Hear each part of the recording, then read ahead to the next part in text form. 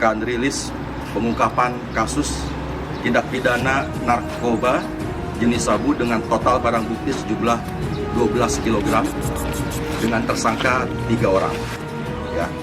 Jadi alhamdulillah tim gabungan Satres Narkoba Polres Aceh Utara dan tim sus Direktorat Narkoba Polda Aceh telah berhasil mengungkap sabu dengan jumlah total 12 kg, yang dimana ini merupakan suatu keberhasilan dari kerjasama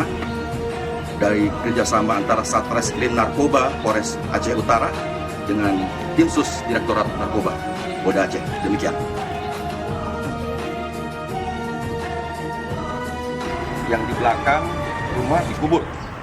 Ya, itu dengan gempa itu, Pak. Oh, iya.